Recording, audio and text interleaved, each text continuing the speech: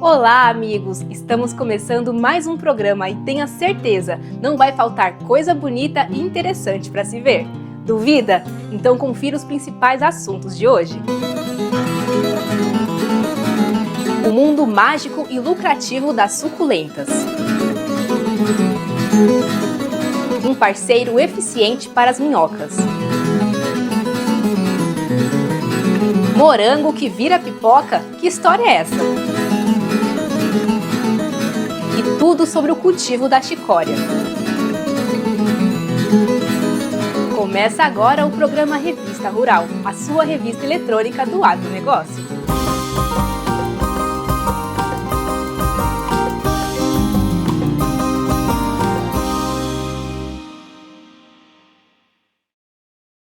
As suculentas são rústicas e exigem pouco trato, mas o que mais chama a atenção é a sua beleza, deixando qualquer casa mais alegre e colorida.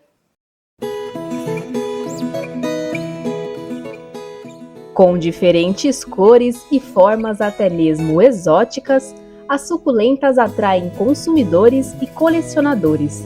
Não é à toa que sua produção pode ser uma ótima opção de negócio, ou simplesmente uma atividade recreativa, como é o caso da G, que há 4 anos se dedica às suas plantinhas. A gente vai escolhendo as que gostam um pouco mais de sol, coloco no lugar de mais sol, as de meia sombra. São poucas as suculentas de meia sombra e de sombra, né? Elas gostam de muita claridade, mas tem algumas que são de meia sombra. O grande geral das suculentas é de sol pleno. E com relação às cores dela, tem como saber? Tipo, as que são mais clarinhas gostam mais de sol, as que são mais escuras não? Ou é testando? Não tem uma regra assim muito... Tem as branquelas, né, que são conhecidas como as branquelas. As branquelas, sim, elas gostam um pouco do sol ou da manhã, da parte da manhã, ou do final da tarde. Não são suculentas de ficar no sol assim, sol pleno, como se diz, né? Como o próprio nome já sugere, as suculentas armazenam água. Por isso, a irrigação excessiva pode ser prejudicial.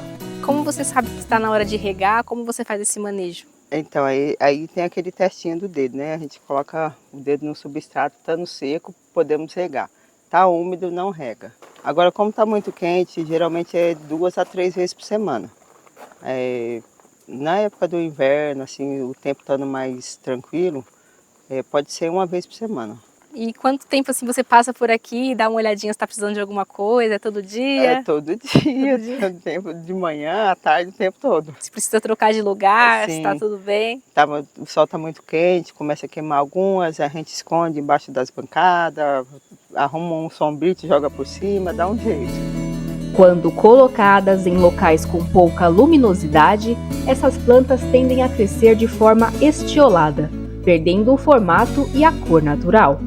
Quais são os principais cuidados para quem cuida de suculentas, para evitar pragas, doenças? Assim, o substrato ele tem que ser um substrato drenável, né? Que assim que você regue a planta, ela não fique encharcada por muito tempo. Então, substrato drenável. Pragas assim eu não tenho tantos problemas, mas assim, os mais comuns é cochonilha, nematóide, né? Tem aquele oídio que ataca muito na época do frio, ele é combatido com leite, né? E no meu caso, assim, para cochonilha, eu coloco um pouquinho de água sanitária, 1 a 2 tampinhas, em 1 litro de água e mergulho o vaso num balde, deixo lá por uns 20 minutos.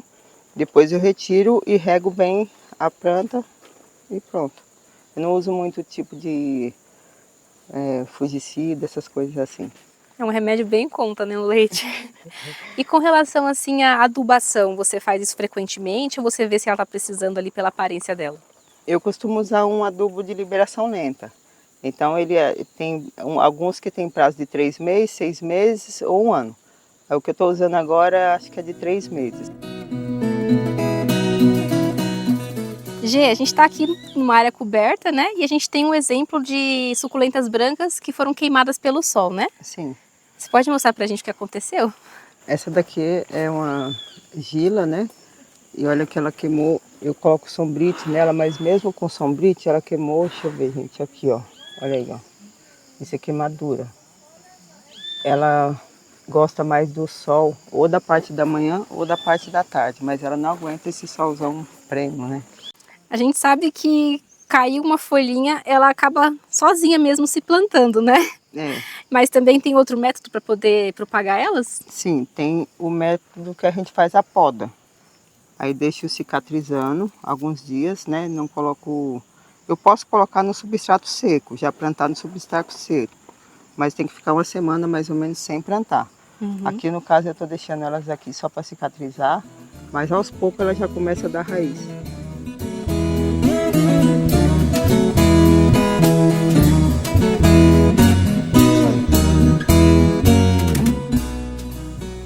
Essa daí tá com bastante raiz já, né? Aí aqui nós já podemos colocar ela num substrato. Substrato que vai ser bem drenável, né? Sim. Eu não costumo colocar muito pedrisco embaixo, mas tem pessoas que gostam de colocar. Eu já coloco direto no vasinho, coloco um pouco de substrato. Eu vou colocar nesse daqui. Coloco um pouco de substrato aqui.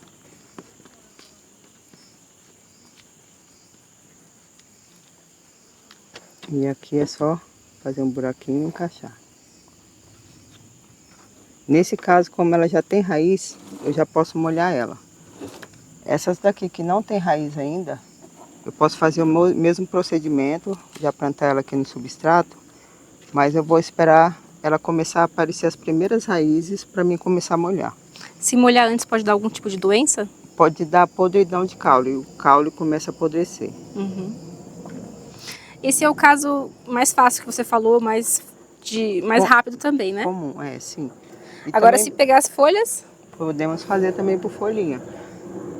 Pode ir tirando algumas folhinhas assim, colocando uma bandejinha de ovo mesmo, posso deixar aqui assim.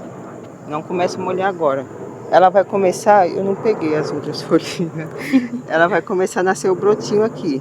Não precisa de enfiar na terra assim, porque senão ela não vai brotar. No caso, pode deixar só assim em cima, ó. Vai começar a nascer o brotinho, só depois que tiver a raizinha que a gente começa a molhar. Gê, conta pra gente quando começou esse seu amor pelas plantas. Então, há 4 anos atrás eu ganhei uma muda de uma suculenta, eu nem conhecia ainda essa muda, né? Dessa suculenta. Aí comecei a pesquisar como cuidava dela e descobri esse mundo das suculentas e comecei a comprar uma, mais uma e depois a gente vai comprando várias, né? E fazendo mais mudinhas. É muito gostoso, é uma terapia assim, venho ver elas todo dia, tenho cuidado de regar, fazer replante. A gente vai conversando, falando bom dia para todas elas, uma por uma de manhã. Na propriedade da Gê, dedicação e criatividade não faltam, mas também são encontradas nos vasinhos e nas esculturas confeccionadas por ela. Eu fiz um vasinho de cimento, eu vi no YouTube, né, como fazia vaso de cimento, eu comecei a fazer vaso, aí depois comecei bichinho e fui embora.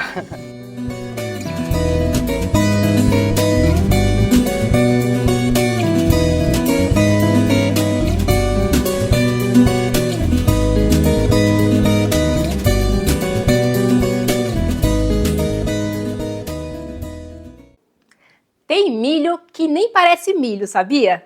Esse que vamos mostrar hoje até se parece com uma fruta bastante conhecida, bem diferente. Tá curioso? Então assista a reportagem.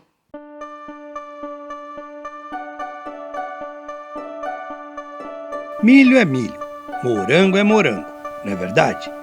E o milho morango? Já ouviu falar? É isso mesmo, ele existe e, ao contrário do que possa parecer, não é um fruto do trabalho de algum cientista louco, não.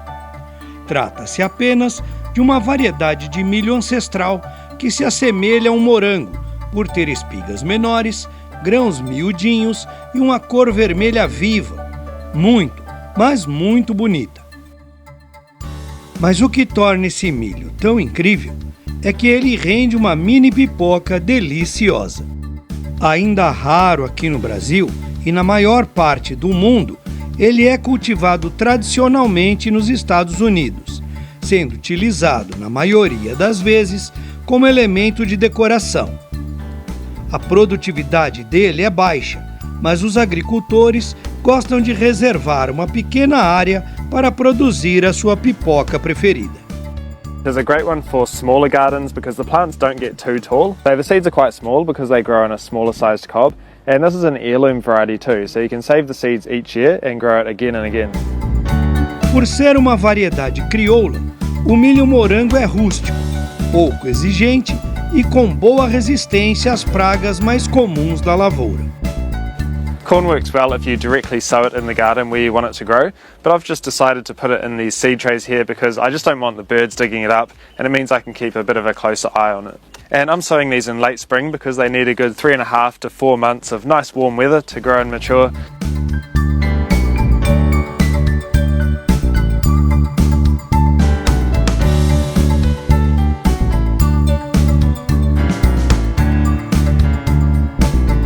Com a cultura já em pleno desenvolvimento, é possível identificar as diferenças da variedade. O porte das espigas é significativamente menor, mas as cores que a tornarão especiais já começam a aparecer. The popcorn plants have developed the tassels now on the top, which is the male parts that drop the pollen, and it's kind of cool that the pink colour comes through on this part of the plant too. And the ears and the silks are forming lower down as well, which is the female flower where the pollen needs to land. And every single one of these silks is connected to an individual corn kernel, so each silk needs to have pollen land on it to form a nice full cob of corn. Para garantir o sucesso da lavoura, alguns cuidados devem ser tomados, principalmente se houver outra cultura de milho comum na mesma área. I deliberately planted my popcorn and sweet corn about a month apart because if they end up both dropping pollen at the same time and end up cross-pollinating, it can mess up the quality of your sweet corn and make some of the kernels taste not very nice. So keep that in mind if you're growing multiple varieties of corn, either plant them nice and separate or sow them around 3 to 4 weeks apart. In future though, I'll probably plant the popcorn first and the sweet corn second because popcorn takes a bit longer to fully mature and dry on the plant, whereas sweet corn you can pick fresh and you don't need to leave it on there for that extra amount of time. Colheita feita, é hora de experimentar essa delícia, que faz a alegria da criançada.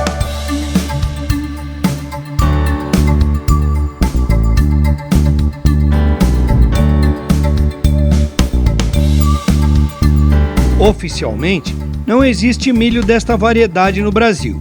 Porém, numa rápida pesquisa, a equipe da Revista Rural encontrou sementes de milho morango à venda no Mercado Livre e até na Shopee. Então, quem quiser, é só experimentar.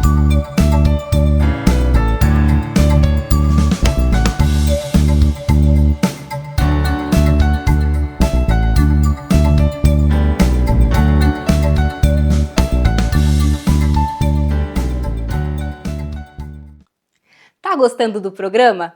Então eu tenho uma dica especial para você. Acesse nosso canal no YouTube. Lá você vai assistir um programa ainda maior, com mais reportagens e muito mais informação. Ah, e lá você também pode assistir todos os programas anteriores, a hora que quiser. Bom, né? Pois é, queremos você sempre bem informado e junto com a gente.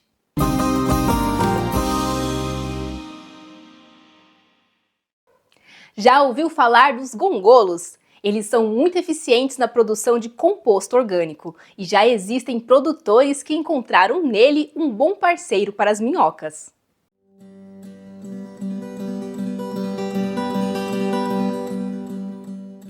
Sabe o piolho de cobra? Ele também é chamado de gongolo e tem uma função tão importante quanto a minhoca. Esses carinhas são invertebrados do solo que têm a capacidade de produzir substrato de alta qualidade em qualquer lugar. A estimativa é que mais de 12 mil espécies vivam em ambientes úmidos, de baixa luminosidade e se alimentem de materiais orgânicos. Uma grande diferença do processo de vermicompostagem, que é a compostagem promovida pelas minhocas, da compostagem promovida pelo gongolo, a goncompostagem, é o tipo de material utilizado. As minhocas, elas conseguem processar muito eficientemente os resíduos animais, como os diversos tipos de esterco. O gongolo ele é muito eficiente triturando resíduos de origem vegetal, que são muito comuns na propriedade. Então aqui a gente tem alguns exemplos. Aqui, por exemplo, é palha da folha de bananeira, que ela é bastante fibrosa. É importante sempre ter um material rico em nitrogênio. Para isso a gente utiliza folhas de leguminosas arbóreas. Nesse caso aqui é a pata de vaca. Um material que é bastante encontrado até em áreas urbanas é o papelão, que ele é basicamente celulose e o gongolo é capaz de processar esse material. Ali a gente tem materiais muito fibrosos, como casca de vagem de leguminosas arbóreas, e outros materiais muito frequentes, como aparas de grama e capim colonial. Os gongolos ficam em locais com matéria orgânica, facilitando a sua busca. Uma vez encontrados, é hora de montar a compostagem. Aqui no gongolário, nós temos aqui esse anel de concreto e ele tem capacidade nominal para 500 litros, mas você pode utilizar a capacidade máxima ou utilizar a quantidade de resíduo que você tem disponível no momento. Esse anel aqui, ele tem essa chapa de aço galvanizado que ela vai evitar a saída dos gongolos, porque o anel ele é rugoso e os gongolos podem escalar e sair da pilha de composto. Se o produtor não tiver condições de colocar essa chapa de aço, ele pode estar fazendo uma cobertura com uma espécie de sombrite e amarrando as laterais, que vai dar certo também. Outra coisa que tem que tomar cuidado é evitar o excesso de umidade para que os gongolos não morram. E no nosso sistema aqui nós temos um fundo de pedra, britada, porque quando for fazer a manutenção da umidade semanalmente ou quando necessário, o excesso de água ele é drenado para a parte de baixo. E assim, depois de ter essa camada de pedra, você pode colocar um sombrite ou até mesmo um saco de ráfia para evitar a saída dos gongolos ou a entrada de algum organismo dentro do processo. E você pode estar fazendo adaptações. Se você não tiver um anel de concreto, você pode estar usando recipientes alternativos, desde que seja tomada atenção para que, se ele for de fundo liso, você faça os furos para que essa água possa ser drenada. No processo de produção, quanto mais diversos forem os materiais, melhor será o resultado. Os especialistas apontam que a proporção deve ser a seguinte: 40% de materiais ricos em nitrogênio, 50% de outros resíduos vegetais e 10% de materiais lenhosos ou celulósicos. A cada 500 litros de resíduos é preciso 3.600 gongolos.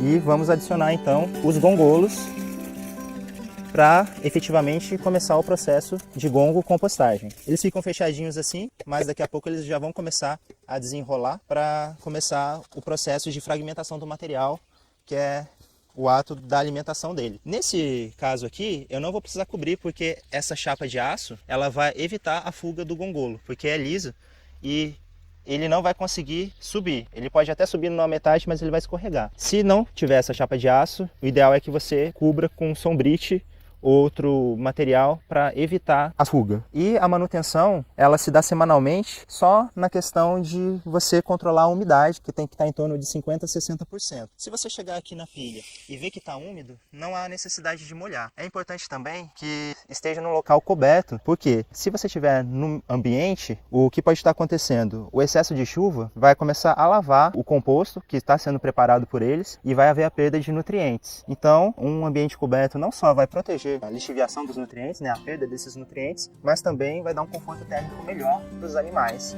trabalharem.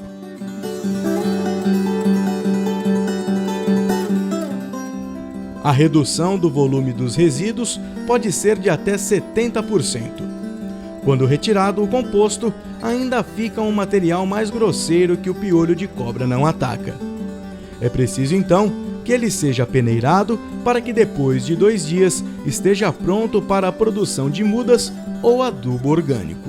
O bom composto é capaz de fornecer quantidades satisfatórias, níveis médios ou até altos, de nutrientes como nitrogênio, fósforo, potássio, cálcio e magnésio, que são requeridos em quantidades diferentes, dependendo da espécie de hortaliça ou de fruteira. Outra questão também que é muito importante, ainda mais no setor de horticultura, é a questão da condutividade elétrica. E o GOM composto tem uma condutividade elétrica em torno de 0,7 a 1 decisimens. Então ele se mostra eficiente nessa qualidade química também. O efeito do GOM composto composto na produção de muda reflete também numa boa produtividade no campo. Então, uma muda bem nutrida, bem desenvolvida, com um torrão bem estruturado, faz com que na hora do transplantio haja uma menor necessidade de replantio, então a taxa de pegamento é mais elevada, a sanidade da planta ela é bem favorável, a qualidade nutricional dessa planta também é elevada e isso reflete então numa boa produtividade final das hortaliças.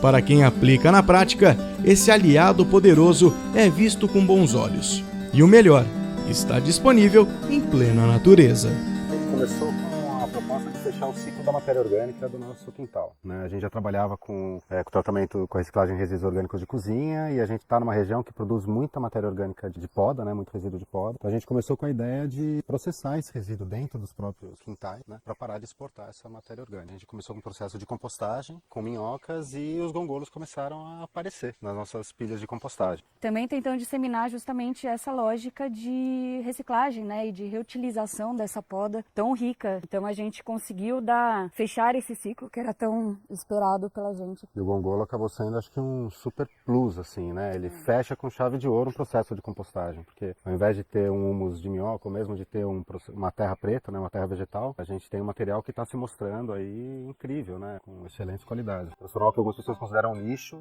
num produto riquíssimo. A gente está tendo essa receptividade, a gente também agora está tentando ampliar um pouquinho, colocando algumas lojas de paisagismo. Então acho que a gente também tem esse desafio de tornar o gongo composto mais universal aí mais também conhecido, né? E conhecido nessas esferas também de mercado. E até porque a gente tem uma produção bastante artesanal, né? A gente não produz em larga escala, né? Então a gente tem visto que as pessoas que estão se interessando pelo gongo composto até são pessoas que estão ligadas à agricultura urbana ou quem tem plantas ornamentais em casa, gosta de cuidar dos vasinhos. Então para o produto que a gente tem feito, que é numa escala artesanal, esses públicos têm tido uma saída bacana, né? O que a gente produz hoje a gente compartilha, ou a gente vende, ou a gente compartilha de alguma forma.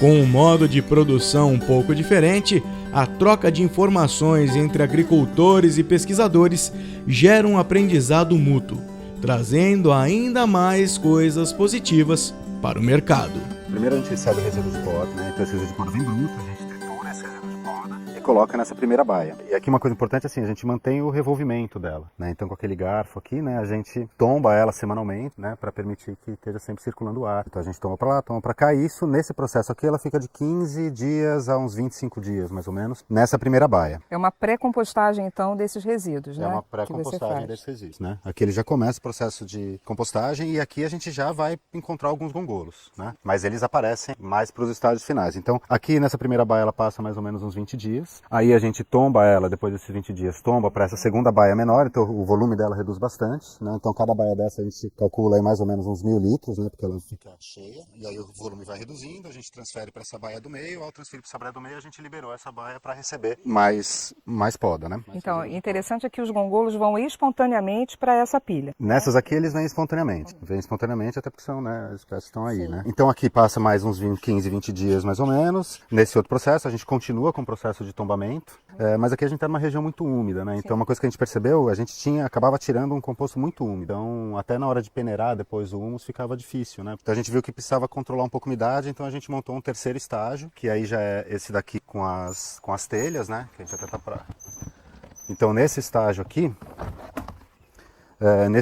a gente já consegue controlar a umidade, então é o terceiro momento, né? Esse material depois ele é tombado para cá, e aí a gente já tem um material que fica um pouco mais seco e pré-compostado já, né? Você vê que ele já está bem mais compostado do que aquele primeiro. Já está mais fragmentado. É interessante, né, que ele está bem umedecido, né? Então ele está cheio de água e com certeza também cheio de micro-organismos, né? Então, ele já está aqui meio amaciado, né? Já está super amaciado, né? E aqui se a gente procurar a gente até acha uns gongolos. A gente acha um por aqui, mas... Aí, ó.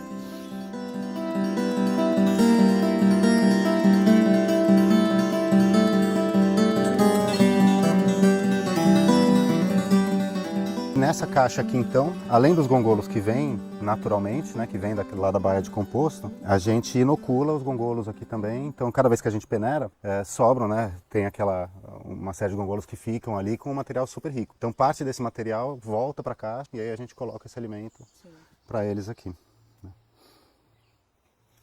Aí, ó. Aqui ele já está adquirindo uma outra conformação, já tem o processo de fragmentação aqui desse material. Sim. Então aqui o que a gente, até mais para, porque eles começam sempre do fundo, né? A gente inocula para cá, então a gente já começa a perceber aqui, né? O composto, então são essas bolinhas, né? Que são as fezes do animal, que são composto. Isso mostra que não há uma fórmula única, uma receita única. O importante é que a gente tenha aqui condições mínimas, que a gente tenha uma manutenção adequada da umidade, que a gente tenha uma mistura de materiais mais fibrosos e menos fibrosos e que tenha aí um acompanhamento do gongolo, né?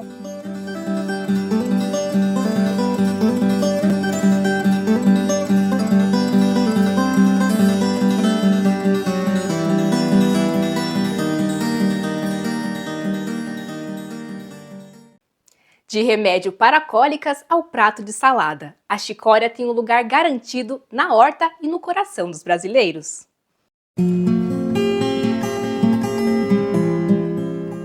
Encontrada em pratos quentes e saladas, a chicória é uma boa alternativa para substituir o espinafre e a couve.